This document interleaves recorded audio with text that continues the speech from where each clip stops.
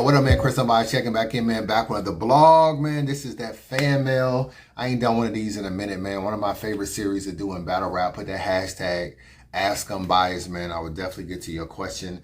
If you have not subscribed to the channel, subscribe to the channel. Like the video and everything. And I appreciate the support, man. I appreciate the support. So I got 12 questions that I'm gonna answer, man. That's been asked to me over the last probably 3 weeks, you know what I'm saying? So if you got any questions that you want to go into the next fan mail, definitely put them below. Hashtag Ask Somebody. You ask me anything, man. Ask me anything. I don't mind answering. First question. Since I did a Sue Surf battle record, I might as well start with that first. Marcus Weeks asks, does Surf having more losses than wins damage his legendary status? Does Surf having more losses than wins damage his legendary status? I already did this video, the Surf battle record. I already said I felt like Surf is a legend in battle rap.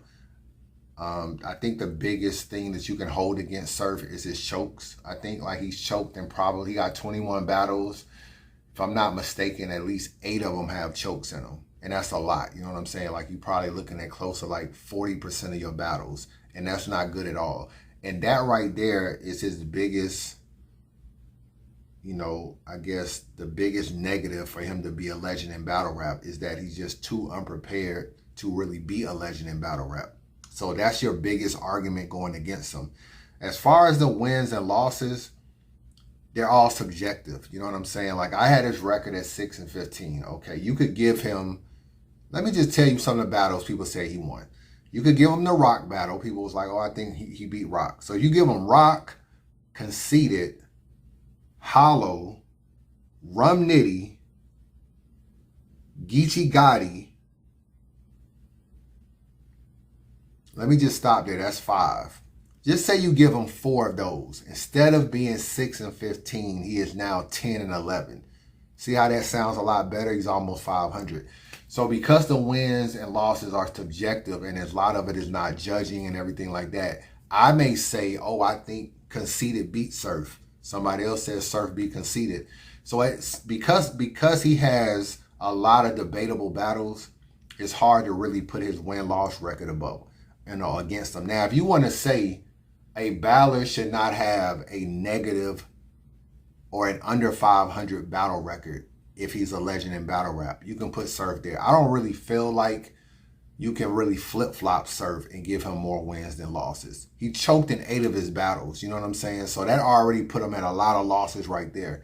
And then factor that in, he got debatables that don't go his way. It's hard-pressed for him to be 11-10. You know what I'm saying? So at the best, he may be 10-11 at the best. So if you got a stipulation where you like, I don't really care, I don't really want my legendary battler to be under 500, Surf isn't gonna meet that, in my personal opinion. You got to be a serious Surf fan to give him that many wins, to give him 11, 12, 13 wins. You got to be a serious Surf fan. Okay, the chokes. There's no ifs, ands, or buts about it. He choked in about 40% of his battles. That's at least. I could be wrong. It could be a little bit higher. It's not half, I don't think, but it feels like it's right under half. So it could be 40, 45% of his battles. That's unacceptable. I'm just keeping it. That's definitely unacceptable. When I look at what he's done for battle rap in terms of the marketing he's done, he's like the 2nd highest viewed battler per battle average. Is like Surf, you know what I'm saying? Not total views, but I mean per battle hour. I think it's like Hitman #1. I think Surf is like 2. If not 2, he's 3. That says a lot, bro. You know what I'm saying? And only 21 battles. I think that has to account for something. We can talk about views don't matter and all that. The views do matter, bro, at the end of the day. So we can't just act like they don't matter at all. That got to count for something. His ability to be able to market himself outside of battle rap. You know what I'm saying? He obviously got the music popping. You got to give him credit for that. Put it on his shirt. If that ain't what you really about, nigga, why you write it? Don't glorify shit. We just really been indicted. We really caught cases. Really got knocked. Was quarantine days playing spades with the ops. He transitioned very well into being a commentator, even though he might have been biased and all this kind of stuff and said a lot of crazy stuff on air. It still went over well. He was like the Skip Bayless of battle rap blogging, so to speak. He said a couple outlandish things, you know what I'm saying? But it went well because it was very drastic from what a Jay Black would say. So that went over well. URL created shows around him. He got a show that was dropping on URL on the URL channel that Caffeine gave him. Who else got a Caffeine show that drops on URL channel other than Surf? Nobody. All these people got DNA, Goods, Official, Casey. They all got a... Surf had a show that dropped on the URL channel from Caffeine. That says a lot about him. He was trendsetting in that. They also, URL created other shows about him called Just Asking, where Surf just runs around and just asks questions to people. Be like, what's up? Be like, yo, I want you to be the videographer. We pay about roughly a quarter $1 million an episode. He wants you to shoot 8 episodes. You say, all right, cool. Well, what do you want me to shoot? He says, gay porn. But obviously nothing like you're not doing anything gay. You just the cameraman. Right. You know what I mean? Like there's a red line right there. The bed is here. No, I understand what you said. You know what I mean? You get a quarter $1 million an episode, 8 episodes. You just the cameraman. I might have to gracefully bow out. Damn, that's fuck. That's good bread too. But that's because of his personality. So I don't feel like you can write battle rap without Sue Surf, and since you can't do it, that puts him in legendary status. Now, we're going to see what's going on with him and John John. I'll get into a prediction blog later, but that's how I feel about Surf. Next question. Who is the newest battler to reach superstar status? Who is the next newest battler to reach superstar status? You got a lot of new battlers in battle rap. You got a lot of people that's kind of making a mark that's not even necessarily new, but they kind of still part of the younger generation, like a Loso. Loso is still part of the new kind of new era generation. He's not Calico. He's not old and been in battle rap for over a decade. That's not him. And obviously you got Jada Nightwing, Kid Chaos, Luke Castro. You got all these people. Real Sick also too. The person for me, if I'm being honest with you, is the next superstar in battle rap. Is Easy the Block Captain. You fraudulent. And why we doing all this talking shit? And what the fuck you guys speak about the 3rd round court? My judge don't listen to closing arguments. I'm about to f you up. You gonna go outside and start bitching to the people. Then I'm gonna go home and do a bar for bar to break down how I beat you. He is going to be the next superstar in battle rap. And you gotta understand it takes more than just winning battles to be a superstar. And that's why Easy, to me, easily, no pun intended, gets that distinction. You know what I'm saying? Because first of all, he beat Cortez. He beat Danny Myers. He beat T-Top. He beat Rex. These are all W's I gave him. You know what I'm saying? I know he lost in the tournament and all that, but he didn't win on the app. So these are like notable wins. Cortez a vet. T-Top a vet. Danny Myers a vet. Rex a vet. He is going in there and he is beating these guys. And if he's not beating them, in your opinion, he is standing toe-to-toe with vets in battle rap that have done amazing things in battle rap. You got to give him credit for that. When you look at like him and like somebody like a Real Sick, somebody else that's kind of on that path of possibly being a superstar, what's the difference between them two? Easy is killing the interview game. I don't know if you just saw him going back and forth with Snake Eyes online. That's a funny interview. You know what I'm saying? He recaps battles on his channel. He's like linked in a battle rap all the way around. So he's recapping battles. He got a chick in battle rap that he fuck with, that people in battle rap fuck with as well. She became a URL judge. He is doing interviews or whatever. Real Sick. Yeah, he does some interviews. It's nothing polarizing about him. He grabs his lunch pail. He comes to work. He does his job and he goes home.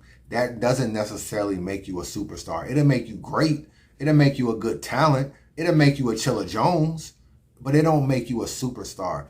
Part of you being a superstar is you got to take your personality and market it in other ways. To me, Easy could be a blogger. He could be a podcaster. He could do a lot of stuff. I don't know if Real Sick can do that. You know what I'm saying? Easy face-offs with Ace Amin on J Black's channel. Very, very good. Easy has that ability. I feel like Real Sick is very respectful, which is cool. And he's dope. But I feel like that's the difference. And you need all of that to be a superstar. You got to be able to talk that talk. You got to be unashameful for it. And you got to be able to have good battles. Easy puts it all together. He has the marketing in and outside of the battle rap ring. To me, he ain't that new, but he's still part of the new class. And I got him easily being battle rap's next superstar. Next question, HB Fishing asks, what is the biggest mistake you ever made as a blogger? That was actually a good question. Nobody's ever asked me that. That's like a good question for like if I ever did my own Untold Truth. I was kind of thinking of what my answer was on this. I looked at past beefs and thought, what could I have done differently? I know a common thing people would be like, oh, well, you not getting arrested is something you wish you would have done as a blogger, but that isn't really battle rap related. My biggest probably regret, I ain't gonna say mistake, because I don't really feel like I made any real mistakes like that. That's like a biggest mistake. So I just say something I probably regret or look back on and regret is never doing unbiased radio. That's probably one of my biggest regrets. You know, I told this story before, but since we have new subscribers and stuff like that, I'll tell the story again. So early on, I was doing Unbiased Review. Jay Black was doing Jay Black, and Angry Fan was doing Angry Fan. We had our Facebook groups. We was doing our thing and the whole nine. Out of nowhere, I get a message from 3 Letterman and Timbo. Now, at this time, I didn't know who 3 Letterman and I didn't know who Timbo was. But I did know that, well, I didn't know much about them, but they apparently used to call into Battle Rap Arena with Norbs and Jesse Reekin and all them and always talk about battle rap on Battle Rap Arena. They wanted to start their own radio show, but they didn't really have an audience. They didn't have a fan base. This is before 3 Letterman was ever a blogger or a commentator on battle rap. He was just a fan. So he reached out to me and he said, I got an idea for doing a radio show. Would you be interested? And I don't know 3 Letterman. I don't know Timbo at all, but they knew how to run the boards. They knew how to set the radio show up. They knew how to do the whole, whatever it was, to do Battle Rap Arena, the whole broadcast type thing, to do the radio. They knew all of that to how to set it up. They needed my fan base from Unbiased Review to bring the viewers into the radio show. But at the time, this is why I say regret. I didn't really know them, and I kind of always felt some type of way about people kind of leeching on to you, like don't really have nothing to offer, but then kind of like want to rock with you, but then you bring everything to the table and they don't bring much. Now, mind you, I ain't been talking to 3 Letterman or Timbo, so it's not like I got a good rapport with them and they've been like fucking with me all this time. They knew who I was apparently, but what I mean is like I didn't have their number or we didn't message each other, so it's not like I knew them for a while and it was like, yo, let's do a radio show. Like, I didn't know them at all. So I told them, I said, I don't want to do a radio show. And part of the reason why I didn't want to do a radio show also was because I was cool with Norbs and I knew Unbiased Radio or whatever I named it or we named it would have competed with Battle Rap Arena. And at the time, I didn't want to go through the competition. I was already going through the competition with Angry Fan.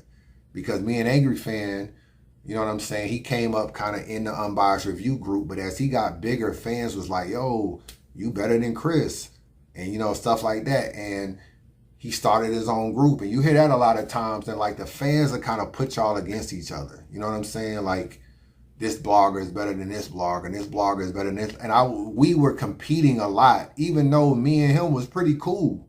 Behind the scenes, I would talk to Caps, and we were cool. So it was like, but the fans will put us together. You know, it's like now I can be on a live and a nigga put in there like, yo, Angry Fan's the best blogger, as if he wants me to say no, he's not. So I always salute him like, yeah, Angry Fan killing it, he's doing this thing. So at the time, that's what people used to do to us. Like, oh, you know, you the best blogger. You know, I think you better than Chris, or I think Chris better than you, and it's all this back and forth. So me kind of competing with Caps early on didn't want to make me compete with Norbs either. And plus, I'm trying to build with URL. I'm trying to get in events free. I'm trying to get footage. I'm trying to do this. Last thing I want to do is get into a competition. But I tell them, I said, well, I don't really want to do the radio show. I said, but Angry Fan does. I remember Angry Fan saying something about him wanting to do a radio show or something at some point, like maybe on a Facebook post or something. So I said, yo, you should link up with Angry Fan or something. So I don't know if I put them together. I know I threw the idea out there, and I know they went to Caps after that. Like after I turned them down, they ended up going to Caps. And next thing you know, like a couple weeks later, the radio show started. I always do feel, and salute to Angry Fan on this, he's much better at radio than I am. Like he has more of a personality. He definitely had more time than I did to do that kind of stuff. And I felt like it was great for him and something that he could have done and continued and all that. I probably would have done it, got fed up with it, didn't want to do it no more, the whole nine. But a part of it is me coming out of my shell. Like I wasn't really interviewing people all the time like that. So now you want me to sit there 3 days a week and interview you for 2 hours. A part of that is coming out of your shell, but that's where you become a risk taker. And that's where you step, like in any business, you got to sometimes step out of your comfort zone and do things that you normally wouldn't do. And radio, I don't think I'm good at it, but I don't know if I'm good because I ain't never tried it. So me thinking I'm not good at it made me push them to Caps. Like, yo, now get with Caps. Caps will probably do it. When really, maybe I could have done it. Even though I do feel like it went to the right person. Don't get me wrong, like Caps blew that shit up and went crazy with it. But that looking back on it, what if I had done Untold Truths and FanMail and Stock Drop Lists and radio shows and all, like, I could have possibly done all that. But I didn't really think that even I could do that kind of stuff. So just thinking that might be my biggest regret, you know. Salute the Caps, Angry Fan Radio. They did a lot of amazing stuff, but that may be my biggest regret looking back at everything. Cody Martins asks, if Geechee Gotti beats Mook or Lux, will he have done enough to be on a Mount Rushmore? If Geechee Gotti beats Mook or Lux, will he have done enough to be on Mount Rushmore? That is very interesting. That Geechee Gotti, when I got locked up, Geechee Gotti had just battled Stewie Newton in a Proven Ground battle. And I remember recapping it. I get out of jail and he's champion of the year. And I'm like looking at his growth and it's amazing to me. And he's good. He's like excellent in battle rap. Hey, see, that round was cool. But these people came to see me bang the toasters. Hey, y'all seen he took them chains off before the battles. Cause even his chains was chokers. When you look at everything he's done, like he has a lot of battles, bro. Like even doing a battle record on him would be a lot of battles. He's battled everybody. And URL's been doing so many battles that he's literally probably in the last 3 years have probably done 50 to 60 battles in 3 years. That's a lot. That's like 20, 25 battles a year he's been doing. So I could see him very, very much approaching 100 battles. Like he got to be like around like 75, 80 battles right now. And it's in a short time. He ain't been in battle rap that long, bro. It's a short time that he got everybody. He's the fastest rising PG guy that got, and the fastest, like, to that level of where he is in the top of battle rap. He's like the face of battle rap right now. If we're being real, Geechee Gotti to me is the face of battle rap right now. And you got people that move quick. You got Twerk move fast. But Geechee did it in a way that I don't think will ever be done in battle rap. And I think that does say something about Geechee. When you add that to the fact he's had a lot of good battles. He done took a lot of L's, don't get me wrong. He got a lot of losses. He got a lot of good wins too. You know what I'm saying? A lot of debatable battles also. So some of them losses could actually go his way. But he's carrying a whole region. He started another battle league. He's putting niggas on. You know what I'm saying? He won Champion of the Year in its inauguration. He won another Champion of the Year. He may win Champion of the Year this year. He was in a running for the 100K. We don't know if it was Rum Nitty that would have got it or Geechee Gotti would have got it, but it was split. But Geechee could have won the Champion of the Year. It's possible. I mean, the 100K by himself is possible. So when you factor all that, factor that he came into the West Coast, he's bigger than everybody over there now. He's bigger than Diz right now. He surpassed Danny and Rum. and he's carrying a coast on his own. All of that, and you beat Murder Mook or Loaded Lux, you beat them in a battle.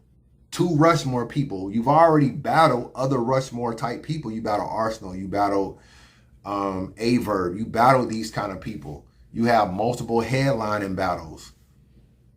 I gotta say yes. I gotta say yes, bruh. If he was managed to get a Mook, and it's very possible, bruh, it's possible. Let's just say John cleans up Surf and Geechee cleans up Cal.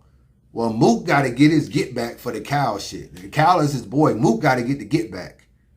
And Surf continues to drop if he loses clearly to John. It's like no way Mook is going to battle him then. You know what I'm saying? So now that puts Mook and Geechee on a collision course. And let's just say he beat Mook. Come on, man. You know what I'm saying? I like Mook a little more than I like Lux. I'm a big Mook fan, so I feel like even that's like an extra kind of high right there. I got to say yes. I definitely got to say yes on that, man. I got to say yes. Daniel Kean asks, will you ever put out Conceited vs. Ill? It's something that I ain't necessarily say I wanted to put it out. I mean, let's be real. If I put it out, niggas ain't gonna do nothing but tell URL I put it out, and then niggas URL gonna be even extra mad at me. You know what I'm saying? And it's kind of unfair for me to put it out and actually monetize on a battle that they paid for. So I would never, first of all, I would never put it out on my channel. So the question is, would I put it out on another channel and just send it to people? I thought about doing that at one time, just sending it to some people or whatever the case, but I still feel like when I put that clip in the video, it was just me just a way of just saying, like, you know, this is what, you know, we were missing all of these years. This is a part of what we were missing. For people to take that, like people took that clip and put it on Twitter and tweeted URL, bro, like, yo, y'all need to drop the battle. They know they got it from my video though. And they know it's, if you got it from my video, you know it's not out. So why would you tag URL to let them know that you got a clip that's not really supposed to be out? Put it on Twitter, tag them to ask them to drop the battle, knowing they're not. And then people under the comments are saying, yes, I saw this in Chris Unbias blog. And it's like, why are y'all putting me in this? You know what I'm saying? Why is my name being attached to this? You know what I'm saying? When I did that blog, I kind of threw that little clip in there, kind of like on a humbug, halfway through the video or whatever. If you saw it, be blessed you saw it and leave it there. All this, you know it ain't out. You know they not trying to put it out. You know they not trying to put nothing on YouTube. You know they not putting it on the app. You know that. So why would you take a secret clip and put it out, bro? And put it out more than what it is. And actually title it Conceited vs. Ill and do that. Then I think I was looking on like somebody sent me a clip of like Young Surge channel or something. He put the YouTube video, he put it as a YouTube video. So it's not even just a clip. He made it into a YouTube video, titled it Young Ill vs. Conceited, and put unreleased. Like, who does that? You know what I'm saying? Like, why would anybody in their right mind do that? You know what I'm saying? I mean, I know why. You're trying to get views. You're trying to draw attention to your channel. But I mean, like, bro, everything ain't for a view, bro. Everything ain't for a view. And it's just like, bro, y'all niggas, you ain't even like put it C versus Y or like slow it down versus who is this nigga? You ain't even try to conceal the name. Nigga just put the name out there. Then put unreleased knowing damn well it ain't supposed to be out there. Skull Clown, that's an interesting YouTube name. People talk about Next being pushed by URL, but what about an openly gay dude being pushed by URL in J2? Interesting topic, man. So we talk a lot about Next being pushed by URL, and now you're saying what? That's not as big of a deal as URL openly pushing J2. Who we all know is gay. I don't have a problem with J2. You know what I'm saying? He's actually like he's actually interesting to keep it real with you. I got an interview with the dude that I ain't even dropped yet, but I'm going to drop it. And I feel like this is how I had to respect him. So he did a battle and all these people came out and wanted to battle him. You had Pat Stay, you had Oops. I responded to Oops and I was like, yo, Oops, what are you going to say to that man? You know what I'm saying? That comment right there, J2 didn't really understand what I meant by it. When he saw me like a couple weeks ago or whatever, nigga ran out on me like, yo, like, we got a problem or something? And I respected him that he was even willing to even address me like that. So we talked about the Oops tweet or whatever, and I was like, nah, that tweet ain't about you. You know what I'm saying? That tweet is about Oops. Because I feel like what I don't want to see in battle rap is people just want to battle J2 just for some type of viral moment or just headlines or just being talked about. And I feel like with Pat Stay, you'd already battled No Shame, if I'm not mistaken. And then it's like you just battling people for me for more shock value. All of a sudden, like if you've been wanting to battle J2, he's already battled on RBE versus Yoshi. It's not like he's a new battler. He's been around for a minute. And he was being pretty nice then. So it's like now that he's battled on URL and people are talking about him, you want to battle him now? I don't even feel like it's genuine. So I got an issue with Pat Stay, somebody that came off getting killed by K-Shine. J2 is your return battle? J2 is your return. You got Bill Collector openly calling you out on every other interview. How many times have you seen me and Pat Stay on the timeline talking about it? Do I gotta show you our DMs? I don't see our DMs. Bro, if I show you our DMs, bro, we was ready to let some no-name league set it up. That's how bad we were trying to do this battle. Okay. Now all of a sudden, you're not inspired. Am I tripping, bro? But J2 is your return battle. It's like for what? What, you want to get in there and say a bunch of gay jokes? That's all you want to do is just say a bunch of gay jokes. And then you want to clown them, do some stuff, get talked about, go viral, maybe get an easy W, some stuff like that. I don't really respect it like that. Same with Oops. Oops, you just lost very bad to Jackboy Maine. J2 is your return battle. You know what I'm saying? You was battling a lot of big name, old Reds and all these people on RBE. You come over here, you getting True Foe, you getting Jackboy Maine, who beat you. You want to battle J2. All these people are under the kind of names you got on RBE. And I don't feel like that's a good look either. You know what I'm saying? Because I think you came to RBE so you can expand, but you battling names under you and you're the vet.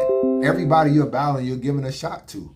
So now it's like, okay, J2 popping, or J2 had a battle that people are talking about, even though he didn't advance in the tournament. And it's like you put out a tweet saying you want to battle him. I'm like, why? You want to have like a real talk moment with him about him being gay? That's what I felt like. I could be wrong. J2 explained to me that him and Oops been knowing each other for a little minute, and you know they cool and they just want to battle. So maybe it's not what I'm thinking.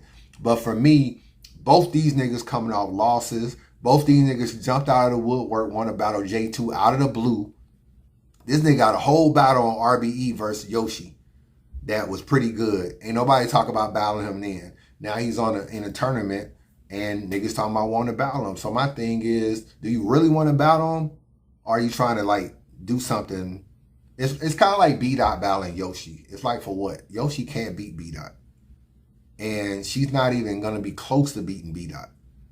So you just want to have a viral moment of you teaching her about motherhood. It's like, what's the real purpose of y'all battling? You know what I'm saying? You might as well battle Mickey Fax or go battle like a super, super, super lyrical female like a E Hart or somebody that got a lot of, I don't know. I just feel like all he's going to do is just tell Yoshi what a bad woman she is. And it's just like, it's just a viral moment. And I think that's what a lot of these situations are. Now back to your question. I know I'm long-winded. J2, I don't have no problem with J2, bro. I feel like this is what we do in the community, in the black community, period. We love to say we don't have nothing against gay people. I don't got nothing against gay people. You know what I'm saying? To each his own. That's all we love to say. That's all you ever hear. Then the minute someone who's openly gay comes into our surrounding or situation, we get uncomfortable. Why I gotta be uncomfortable because J2 is a battler? I'm not uncomfortable because J2 is a battler. You know what I'm saying? Like I think it's safe to say everybody that's watching this video has been around someone that's gay or know someone that's gay or seen someone that's gay. It's not any, like, you can function very, very fine without them being bothering you at all. So if J2 comes in and starts smoking niggas, then he just comes in and starts smoking niggas. It just is what it is. Like, I don't have no problem with it. You can't say you don't have a problem with gay people, but then you got a problem with stuff gay people do. Like, you just can't do it unless I could see if they was directly affecting you. But if they not directly affecting you, then stop acting like you have no homophobia, but then act like you got homophobia. It don't really make sense to me. Another thing about J2 also is, I saw him at a battle rap event and niggas are rocking with him, bro. You know what I'm saying? Regular people walking up to him, giving him a high five, shaking his hand, everything, saying, oh, what's up, J2? Nobody is acting all homophobia when they're around J2. And I think one of the things that he got going for him is he's not flamboyant. You know what I'm saying? And that's one thing that street dudes or just guys in general don't want to deal with when it comes to a gay guy. It's a flamboyant guy. You know what I'm saying? He don't come off like he's trying to look at you weird in any kind of way. He don't come off like he want to low-key holler at you. He don't come off like that. You know what I'm saying? I meet him. He's almost like a thug in a way. Like, not really, but he kind of like, you know, like, he like, yeah, I'm from so-and-so. Like, yeah, real gang shit. Like, this is his introduction to me. I'm from Nat, man. Indianapolis, Nat Town, Harville, a whole lot of gang shit, man. But, you know, I live in Atlanta. I've been here for a while. And it's like, I'm not used to seeing guys talk like that are gay. You know what I'm saying? I'm used to them being flamboyant. I'm used to them wearing like some weird tight ass clothes or just, I don't know, man. You see all kind of ranges in the spectrum of people that live that lifestyle. And I think he just comes off, if you didn't know that he was gay, he would come off as a regular guy. You know what I'm saying? And he don't carry himself like that. And I think that's one thing that can go a long way with him. So I see people rocking with him, man. I saw a video he did recently where he was just like, you know, everybody rocks with me. You know what I'm saying? And it's one of them situations where when you see him at a battle rap event, people are rocking with him. And then maybe publicly, like in a blog or publicly when they're being interviewed or something, they want to take a different stance because they think it's not cool. But when you see him at a battle rap event, he's mingling with folks. People rocking with him the whole nine. Like he's literally hanging with straight guys, not just, you know, guys like him. He's hanging with straight dudes that just pulled up at a battle rap event. So I feel like J2 should be able to rock, do his thing. At the end of the day, that man want to rap. He want to battle, and I mean, who are we to say that J2 can't battle on URL? Like, we don't. First of all, it's not even our league, and you always have the power to not watch what you don't want to watch. So that's where I look at that. So yeah, I'm cool with J2 being on URL or any league, to be honest with you. Casey Snyder, I got this question a lot, probably the last day or two. What do you think about Battle Truth constantly talking about your case? You realize I don't really talk about Battle Truth anymore in my blog. You know, I had some talks with some people and they was just like, yo, just keep it moving, keep doing you, stay positive, and don't worry about nothing. And a lot of me, in the early stages, I was kind of using a lot of the bloggers that were negative against me. I was kind of draining a lot of their energy to help grow my own channel. You know, I started this channel, it had 0 subscribers when I put my blog out and Nora's Untold Truth and all that. It had 0, 100 subscribers, 200, it started growing. So me, I was entertaining the back and forth. It was some therapy, and it's like, there were people hitting me up like, yo, I used to rock with Battle Truth, but I don't really rock with him no more after what he was doing to you. So it's like I was kind of draining their energy. So that's why I used to say a lot in blogs, like, you don't even realize you're part of a bigger plan. Like, the more and more you talk about me, the more you grow this channel, but you don't even realize it. So I'm gonna go back and forth with you for a little while until I get to a point. So I got to a point to where it was like, I don't even want to entertain it no more. So that's where I'm at. So that's why I don't really entertain it. So, I mean, I answer this question just because it's a fan mail and niggas hit me up about it. But I mean, I really like the days of doing blogs and stuff. I'm really not trying to entertain it. Now, how I feel about it, it's not anything that's surprising. You know, when I came back to battle rap, I already knew that this was going to go on. You know what I'm saying? I knew that I was going to constantly be ridiculed by the people that don't rock with me, that blog. I knew that tenfold. Me and Angry Fan used to talk about it, all kind of stuff. So I got hit about the blue. I got hit about the blue by this dude Norbs called me on three-way with this nigga on the phone talking about, yeah, man, we're going to pull your bond transcripts and we're going to find out what you really did to these women, yada, yada, yada, and you might just want to tell us the truth right now. So I said, go ahead and pull the bond transcript. So a lot of this is just resurfacing from bond transcripts and motions that were filed and stuff in the case. And as I explained very early on, I said the district attorney was trying to paint me as this menace. And when I got arrested, I was being linked to a lot of different situations. And they did a lot of lying in my case, the district attorney. She got off my case. I don't know why she got off my case, because she still works she still works for the district attorney office. She's not on my case no more. And I don't think that that's a coincidence, me personally, but she got off my case and she did a lot of things like, you know, she's tried to put a gun in my case and she said she had witnesses. You know, I'm trying to figure out how I have consensual sex with someone one-on-one, but I'm being told that there's witnesses in my case. There ain't no witnesses because it was just me and one person. But they was like, oh, we got witnesses and this is all things they're telling the judge. And we got DNA evidence, we got this, we got CODIS hits, we got this and this. All of these things just did not manifest to be true. But in the beginning, it sounded very horrible. And they were saying a lot of things like I'm one of the, likely to commit another felony. I'm one of the most, horrible people walking the face of the earth. Not literally, but something like that. And I knew what really happened. I knew I was innocent. I knew I was being set up. I knew I was being framed. I knew all of that. But a part of getting out of jail, you have to be able to prove it, because the district attorney, they didn't do their due diligence in this case. They locked me up and they really stopped investigating. And when they did investigate a little bit and stuff didn't really start to add up, they just stopped. Because sometimes the more and more you dig, you're forced to turn over the stuff to the defense, to us. Even if it's not good for your favor, you still got to turn it over. So sometimes you don't really always want to dig in case you start digging and it don't dig in your favor. Then you got to turn it over and now it starts working in our favor. And that's what happened in my case. I am blessed that I had some money saved, and I'm blessed that I was able to hire a private investigator.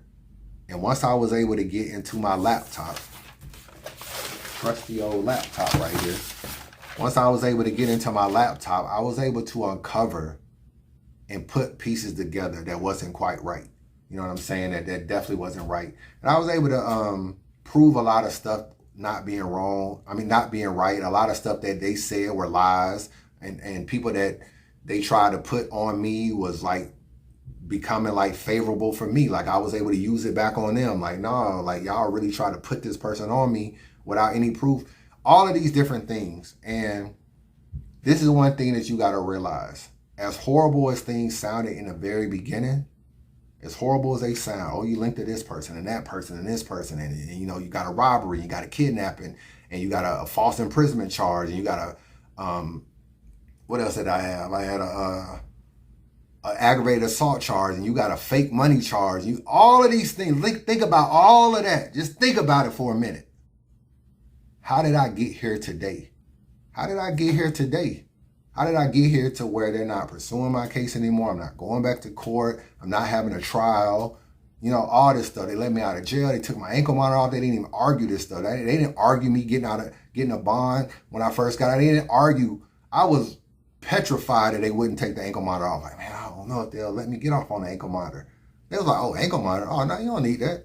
Like, everything just started working in my favor, and I felt like it was the evidence that I gave them through the investigator that they was like, this isn't adding up. And when you add on other stuff like rape kits being negative and, them saying, oh, y'all had sex here, let's go over here and test it with a forensic scientist. Oh, that's negative too. Are you sure you had sex here? All of these stories not adding up, along with the investigating stuff.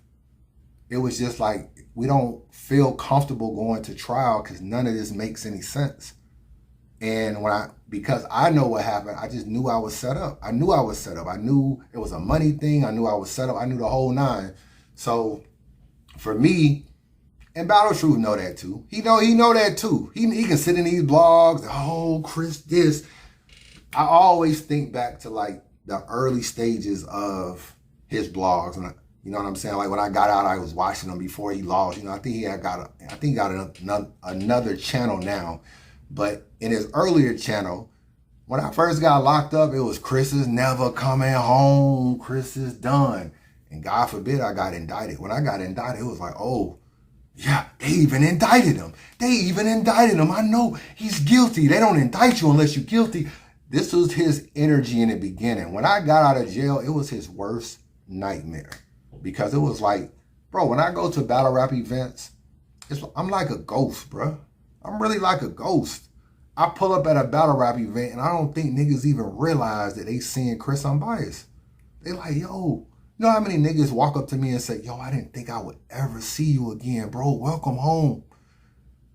The battle rap community put me so far under the jail and so far guilty and so far never coming home that they don't even know how to explain why I'm home. And when I tell them why I'm home, like, yo, I hired an investigator that uncovered all this evidence and uncovered all of these lies that were told, that now the DA don't believe a lot of this stuff. Now the DA feels like, oh, I was set up. And when I tell them that, they start changing the narrative. Oh, his mom is rich. Oh, she's a political guru. Oh, this and that. Oh, he's got he got motions and he's trying to get out on this and that and that and this. At the bottom line, the evidence was disproven. Well, their evidence was never proven. The lies that they told was proven in my favor. Like, yo, these people are lying. You know what I'm saying? Or the DA, the original DA, was just putting stuff on me that really wasn't officially on me. They didn't really have nothing. They didn't really have nothing to attach to me. I'm blessed to have gotten another DA that looked at my case sensibly. At first, they wasn't trying to hear nothing, bro. They wasn't trying to hear nothing in court at first. My lawyer was getting chewed by this DA in court. But once we started uncovering stuff, then we can fight back. Okay, now we see what's going on. Now we can fight back. Next thing you know, she's off the case. She's not even on the case no more. You know what I'm saying? So, and the new DA was more reasonable. I know when you hear a lot of juicy details and everything from the bond hearing and all the stuff that was said in court, it sounds horrible. It sounds that way. Oh, he jumped on top of her. He punched her. He stabbed her. He had a gun. He slapped her. He pushed her. He used her car as a weapon. He assaulted her. All these things they said in court. When I'm hearing these things in court, I'm like this. Because I know what really happened. You know what I'm saying? I know I'm being set up. I know I'm being framed. I know all of this. And I'm just hoping that somebody is going to be able to listen to me and be able to hear my side of the story. And early on, that wasn't the case. But man, as this case unfolded, man, sitting in jail for 2 years, there's a lot of stuff that can start to happen in this case that can unravel. And everything that was said early on in 2017, like, oh, this is what Chris did. They realized Chris didn't do that. They realized it. I had disproved it. I had basically proved that stuff didn't happen. If they really felt all of those things happened, they would have never let me walk the streets of Atlanta as free as I am. Walking the streets with no ankle monitor, walking the streets with no restrictions. You know what I'm saying? They're not even pursuing this case no more. They dead docketed the case. This is like, people hit me up like, oh, you're awaiting trial. I'm not going to trial. I'm not going to court. You know what I'm saying? Y'all been saying this ever since I got out. I keep showing up on this camera, blogging about battle rap. Every year y'all keep telling me I'm going back to jail. No, I'm not, bruh. Like, what you think been going on, and what you think has been going on during this time behind the scenes that y'all don't know? And when I try to tell y'all, you know what I'm saying? There's gonna be so much I even be wanting to talk about. When I try to tell y'all, y'all keep listening to niggas that is not in it. That's not sitting in court, that's not in it at all, that don't know nothing that's going on. And they look at the screen and they try to interpret your case. I know what's really going on. I'm not worried about this case. I'm not fighting this case. They're not coming after me on this case. The district attorney isn't paying me any attention. When I left the courtroom, they said, have a nice day. When I last talked to them, have a nice day and we don't want to see you anymore. And since then, no ankle monitor, dead docketed case. And I think they have realized we made a big mistake in this case. And we didn't do what we were supposed to do. And y'all are going to see that. Yeah, if y'all don't see it now, and I'm trying to tell you, you are going to see it. Trust and believe. So I just let the masses talk, man. I just let y'all talk. Because everybody can run their mouth about, oh, Chris this and Chris that and Chris this, but nobody can explain how, if all of that stuff is true, if Chris did all of this stuff, even DNA 2 hit me up like, yo, them niggas even trying to say you a serial murderer. I'm like, these niggas trying to put everything on me, these weirdo bloggers. If all of this stuff is true, why am I here today? I'm here, I'm chilling, man. I'm chilling. I got my hands behind I'm kicking up my feet. I'm chilling. I keep telling y'all I'm chilling. Y'all don't want to let me be great. Let me be great. You know what I'm saying? I'm an inspiration, bro. I am an inspiration. I am a black guy in America that lives in Georgia, which is a red state. We still got the Ku Klux Klan in the deep, deep South. I know Atlanta is popping, but Atlanta is just one city in the middle of Georgia. When you get to these southern Georgia cities, you start dealing with a lot of racial differences. They rigged the entire election. Stacey Abrams should be the governor of Georgia right now. The first black governor ever. They rigged it so that she wouldn't win. This is the state that I live in. And here I am. I had all of these obstacles. I overcame them, got out of jail, turned my life around, and, you know, was able to fight back at the system and not just sit back and just take a plea on something I never did. I'm an inspiration, bruh, for everybody that was ever falsely accused. And I really feel like I should be appreciated for that. You know what I'm saying? I really feel like people should be saying like, yo, Chris went through a lot. Chris overcame a lot to be able to turn his life back around. You know what I'm saying? A lot of y'all probably never, I know a lot of y'all watching this video never thought you would see me again. Never. Now y'all, you ain't just seeing me, you overseeing me. I'm everywhere now. You know what I'm saying? I keep wanting to put my success in people's face just because it makes them mad. You know what I'm saying? I be feeling like Battle Truth, and I'm their biggest nightmare. That's why I didn't run from battle rap. That's why I'm out in the forefront. Niggas thought I wasn't going to events. I pull up at events. Because, you know, somebody told me in the comments, they was like, yo, Hitman is one of Battle Truth's favorite battlers. You know how sick it was for him to see a Hitman Untold Truth? You know what I'm saying? It's probably sick to him. He keep wanting battlers not to fuck with me, so he keeps wanting to do 1,000 blogs. And then when he realized I got a long interview with Hitman, he's sick. These niggas are sick, bruh. You know what I'm saying? Bothers, like the jealousy just keeps oozing out of their body so much.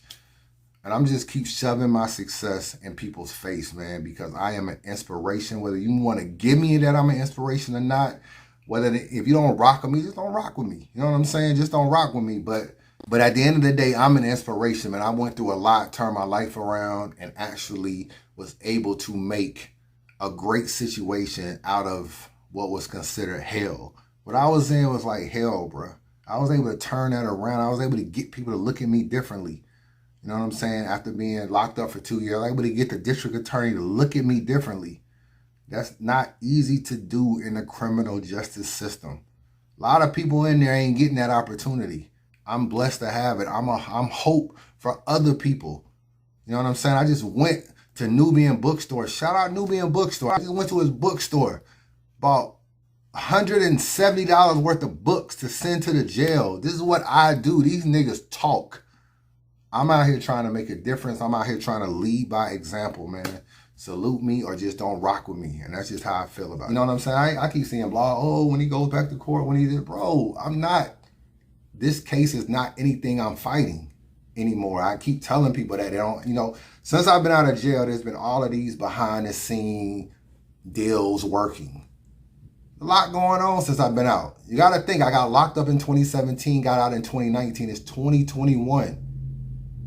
Things have been happening that people don't know has been happening. And you will slowly but surely realize it very, very soon. And I just been chilling. I just let people talk, let people say whatever. But at the end of the day, I'm living my life. I'm making a whole lot of money. I'm doing what I love to do. And at the end of the day, if you fuck with me, you fuck with me. And if you don't, you don't. I'm not trying to win nobody over. I'm not trying to convince you that I'm innocent. Oh, you think I'm guilty? Okay. Unsubscribe and keep it moving. You know what I'm saying? But I got all the answers. I got all the stuff in my discovery. I got the negative rape kits test. I got the negative result. I got all of that in my discovery. These niggas just be talking. I just let them talk. I let them talk. My days of going back and forth are over. I didn't kind of moved on, man. Even like I think my family had saw some of my blogs I did early on when I was like throwing money around and acting all crazy and talking shit. They was just like, yo, you wild. I'm like, why you acting like that? So I had to self-check myself because it was like, I don't ever want to get out of character of who I am as a person. So Tony Batista says, when is Daylight versus Lux gonna happen? That's the $1 million question, man. That's the biggest battle in battle rap. And I don't know when it's going to happen, bro. You know, I keep hearing stories about they're going to try to do it themselves. I think that's not the case. You know, I think it's more niggas talking than not. We've heard this a million times. I'm going to do my own battle. I can do it myself. I'm bigger than battle rap. We can do our own thing. It never works. It takes a lot more than you think. And even if you do it, you may not be doing it to make the most amount of money you make. You may just be doing it out of spite, just to be able to control the narrative. You know what I'm saying? If it's a URL situation and you want it on YouTube, then you, just like Mook was able to negotiate, I'm pretty sure y'all can negotiate too. Y'all have that kind of power. They'll negotiate with y'all just so y'all won't take the battle to RBE. So that's the power of that battle. They can do whatever the fuck they want to do and probably generate whatever kind of money they want to generate. But there's something going on with Daylight.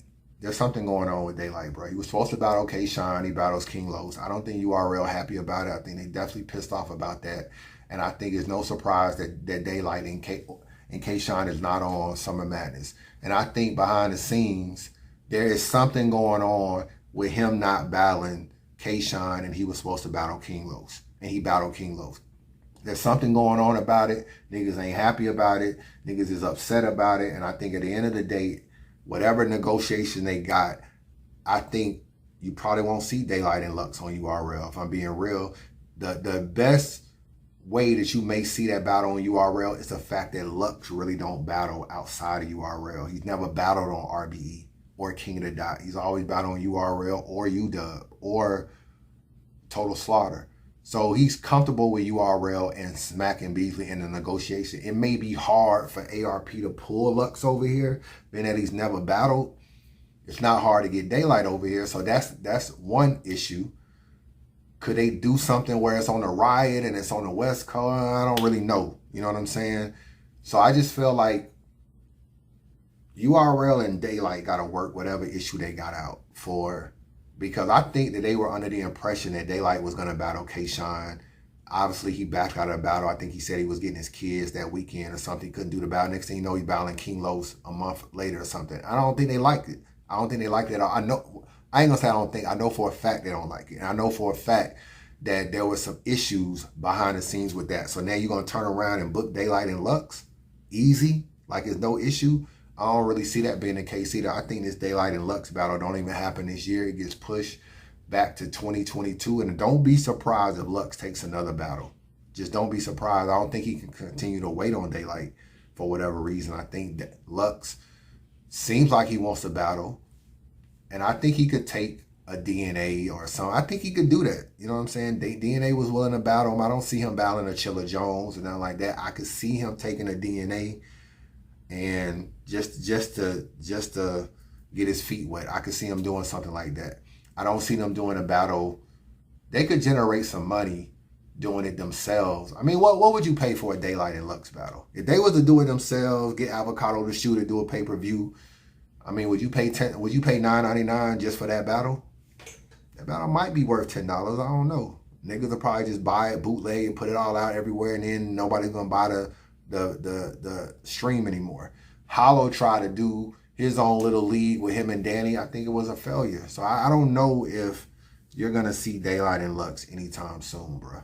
I hope I'm wrong, but I just don't see it. I think RBE is probably a front runner for that.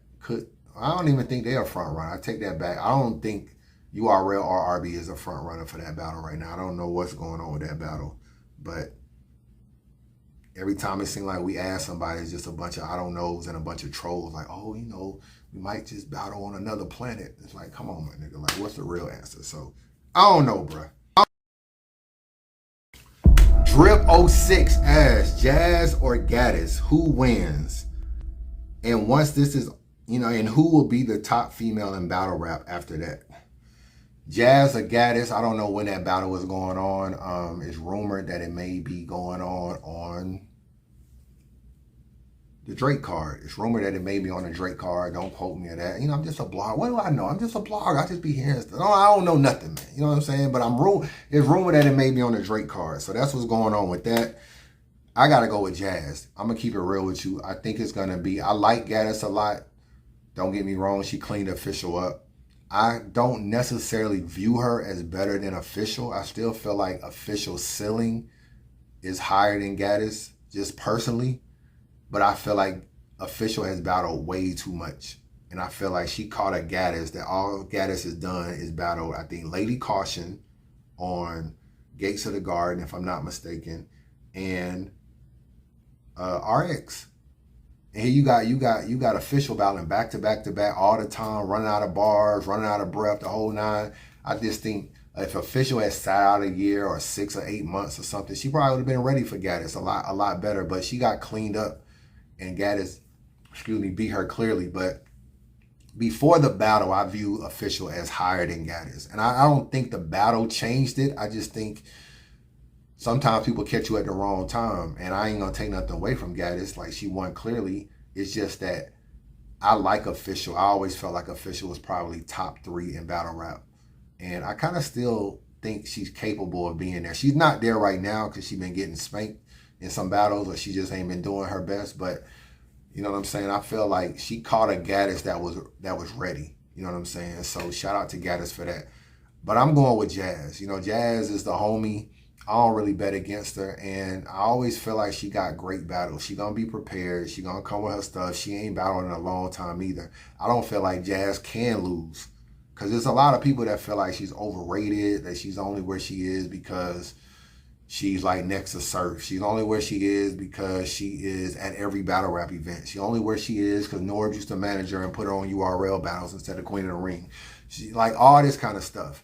But every battle, even if you don't have her winning, like E-Heart, some people got E-Heart winning, she's in that battle. That battle is neck and neck. You know what I'm saying? It's debatable. It can go either way.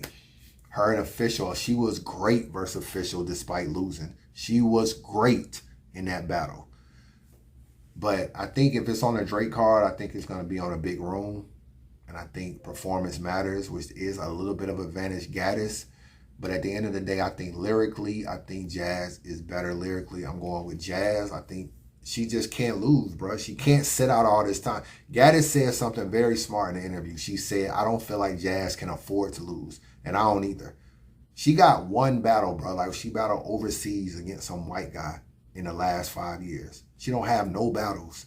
So for you to sit out all this time and battle, if you lose, you're getting labeled as overrated. That's your new label right now, is that you're overrated. You sat out for 5 years and you can't beat a chick in battle rap. That don't make any sense to people. Like, you got to be sitting on bars. You ain't battled in 5 years and you can't win. Either you're outdated for this era or you're overrated. And that's going to be the narrative. I think Jazz is smart enough to realize that. And that's going to be her thing. As far as who will be the top of female battle rap then, it kind of depends on what happened with KCJ and 40, because I don't know who won between 40 and Official. I think Official might have won. If you ask me who the best girl in female battle rap is, I'm going to tell you it's Couture. I think Couture is the best. That's just me personally. But Couture don't battle enough for her to take that claim. But I don't really think these chicks can beat Couture. That's just me. But the best, if Casey beats 40, you got to put Casey there, because she will have beaten 40 Bars, New Jersey Twerk, Prep. She beat Coffee too, because you remember that battle, they redid it because Coffee was unprepared or choked or whatever, so they allowed Coffee to redo the battle. But technically that's a win for Casey, even though on the redo, Coffee actually spit better bars than Casey did on the redo. But apparently from what I'm hearing at the event, Coffee was choking. Casey didn't want the battle to be vaulted. So she went over there, wrote some more bars, got her shit together, and then came out and spit the battle. And the battle you see on the app is the battle that actually, the only battle people know. But behind the scenes, people are saying she choked against Casey. So Casey really won that battle. She would have beaten Coffee. she would have beaten, yeah, Prep, New Jersey Twerk, and 40. And don't fuck around and let her beat Vixen. She will be that chick.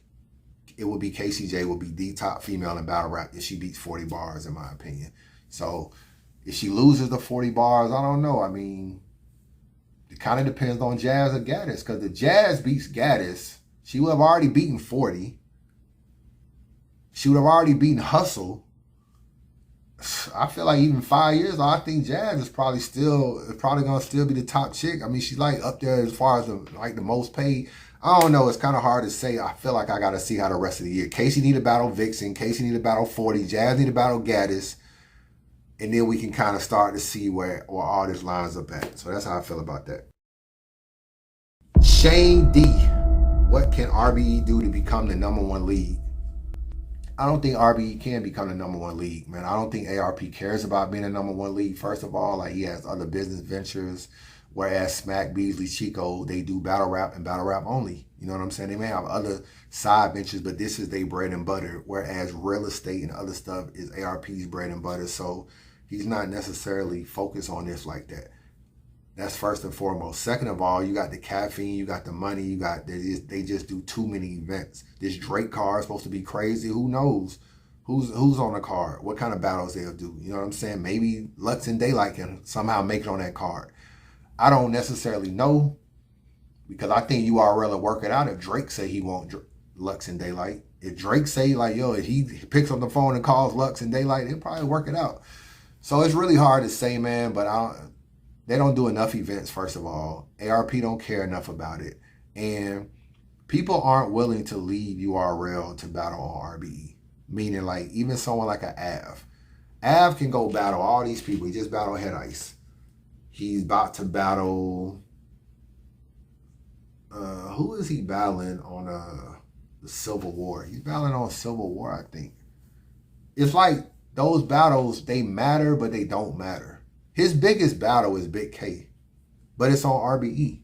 You know what I'm saying? Like, Av can battle all these people. He can go battle Jada Nightwing, go battle DNA, can go battle Fonz. Look at all the battles he's had. Fonz, DNA, Jada Nightwing, Head Ice. Like, he's doing well, but people, I ain't gonna say nobody cares, because that's like not the proper way to put it. His biggest battle is not those battles. His biggest battle is like a VA versus VA. And it's like, he wouldn't be willing to cut off his URL ties or deal with the URL drama to come over to RBE. But people are quick to leave RBE and go to URL. So that element right there will never change. You know what I'm saying? I feel like Av could have had his cake and ate it too. I think he could have battled Big K, smoked Big K, and URL would have still called him.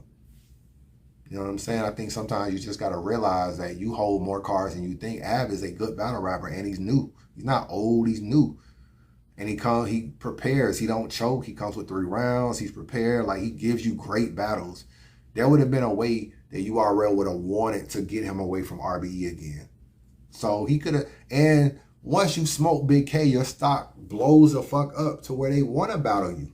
They want you anyway. You know what I'm saying? So, you know, I feel like sometimes you're in a position to have your cake and eat it too. That's just what I think about that. But I understand it. So, I mean, like, ARP can't go get Twerk. He's not going to break his contract to go over there. They can't go get Mike P. They can't go get Tay-Rock. So I think as long as there's certain people that they can't get, and certain people that's probably on the fence, like a Geechee Gotti may go over there. He said he'll battle on any league, that he's not tired of nothing. Like, he's battle rap. He's a face of battle rap, not a face of URL.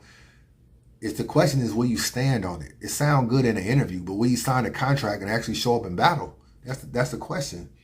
And that's when Gotti will be where he needs to be as a face of battle rap, is can you do what Hitman do? Can you go to URL, battle on URL, and come to RB and battle on RB and then go back? You see what Mook go back and forth. You know what I'm saying? Calico go back. Calico just battle Hitman, go right on over there and battle Geechee. They go back and forth because they are battle rap goats per se. And in order for you to be in that limelight, you got to move like that too. As long as you stay, I mean, unless you Tay-Rock and you just, that's all you doing.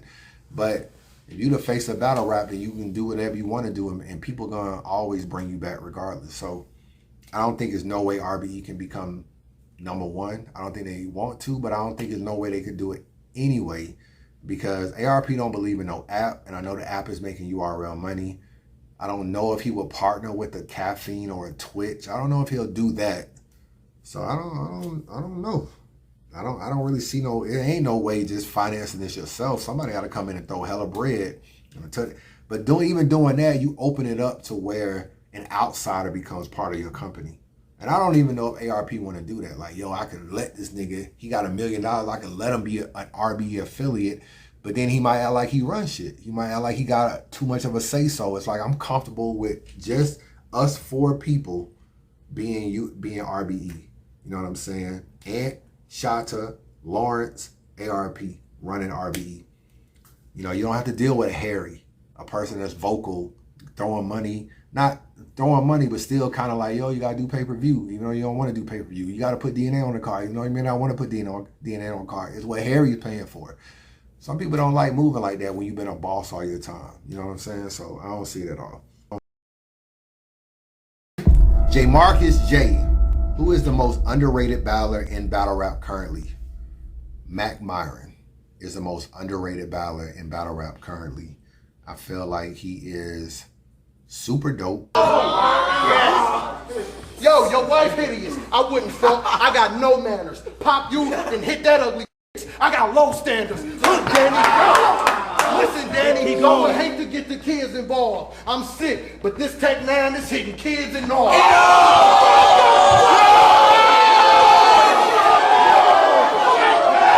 think like he is just one of them dudes, man. It don't matter what battle it is. It's not. I'm not surprised Mac Myron is leading the King of the Dot points.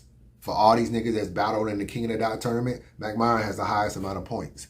I'm not surprised because he is like so hilarious.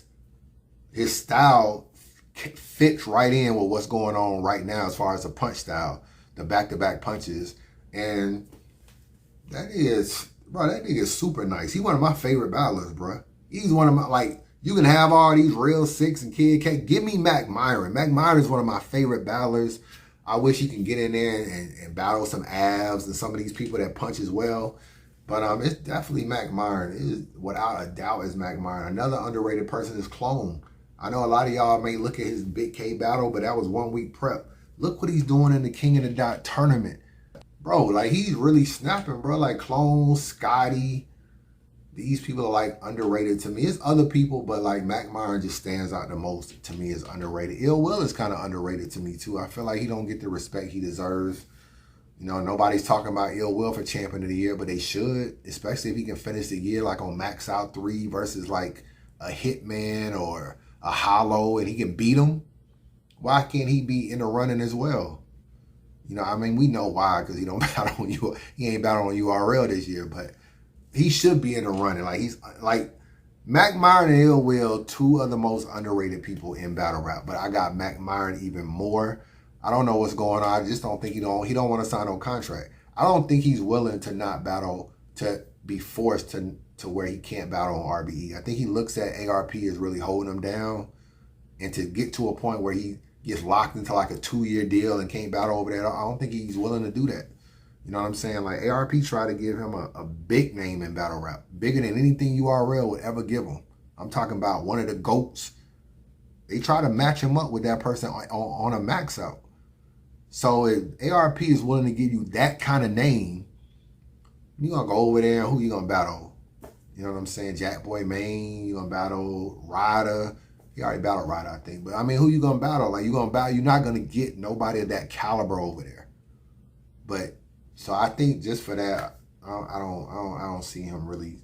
I think that's why he's not on URL. He won't sign a contract. He's kind of like A-Ward with that. But, Mac Myron, bro. Last question, man. Nicholas Romero, who is top 5 for Champion of the Year right now? Number 1 is Geechee Gotti.